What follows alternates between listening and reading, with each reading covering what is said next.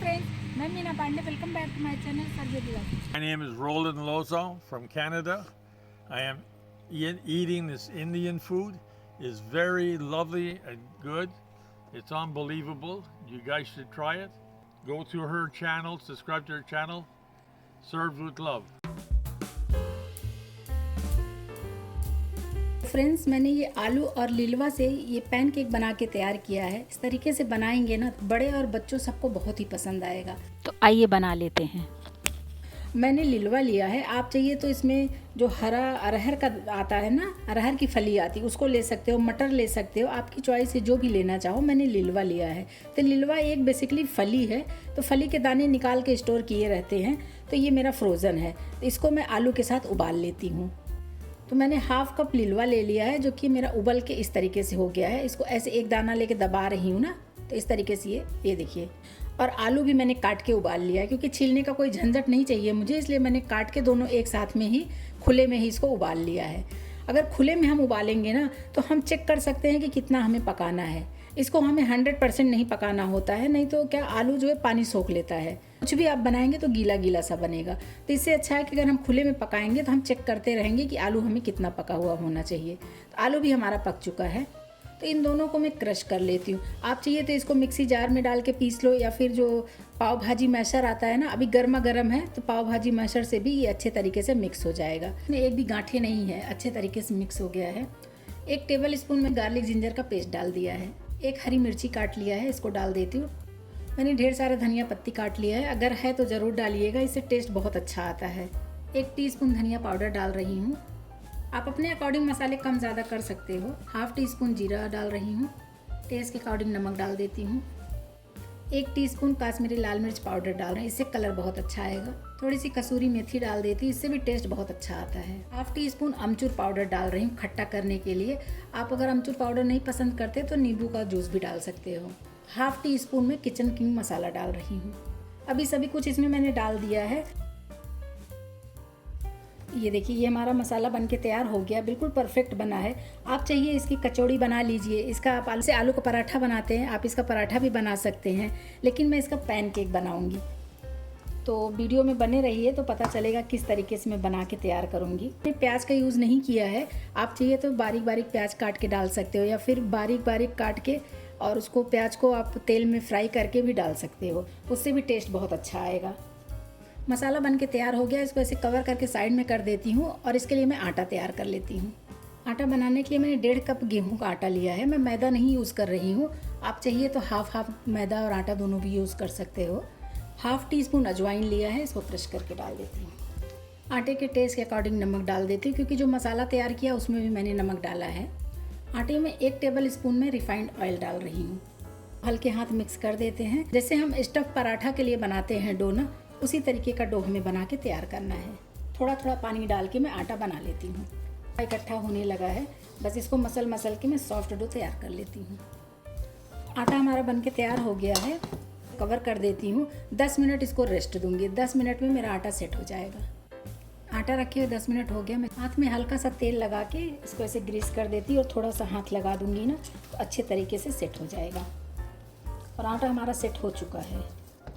क्योंकि कभी भी ना आटा हम जब बनाते हैं तो उसके बाद 10 मिनट के लिए अगर हम रेस्ट दे देते हैं तो आटा हमारा बहुत अच्छे से सेट हो जाता है. जैसे हमें सेमी सॉफ्ट डो चाहिए था, उसी तरीके का डो बन के तैयार है.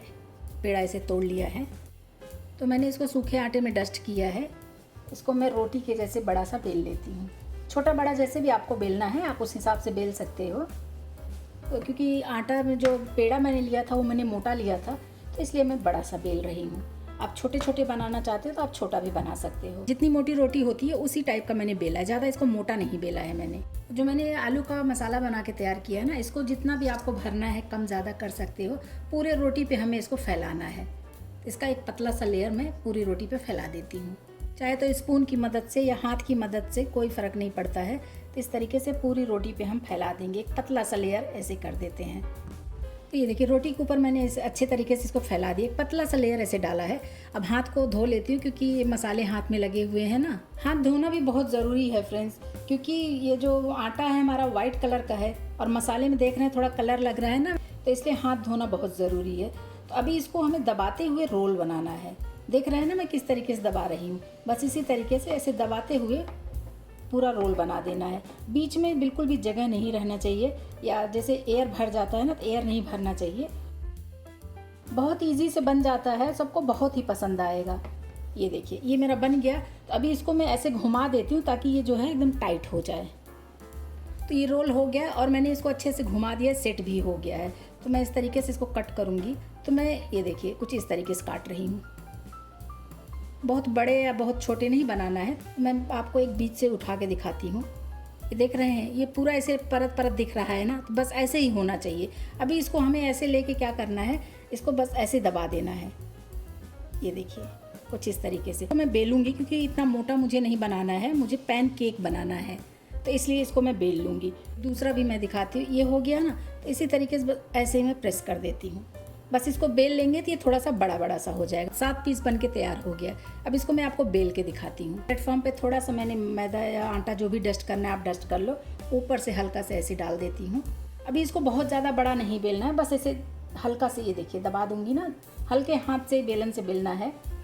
तो ये देखने में इतना टेस्टी लग रहा है फ्रेंड्स कि खाने में कितना टेस्टी होगा तो खाने के बाद ही पता चलेगा। ये देखिए कुछ इस तरीके से मैंने बेल के तैयार कर लिया है। एक मैं और आपको बेल के दिखाती हूँ। हल्के हाथ ही बेलन चलाना है, बहुत दबा के नहीं चलाना है। ये देखिए, और बहुत हल्का सा मैंने डस्ट किया है आटे को, बहुत ज़्यादा इसमें आटा भी लगाने की ज़रूरत नहीं है। और ये देखिए, ये देख रहे हैं ना, ऐसे जो परतें दिख रही हैं, जिस तरीके से आलू भरा गया काटा गया इस तरीके से, बस इसी तरीके से बेल बेल के सेक लेंगे।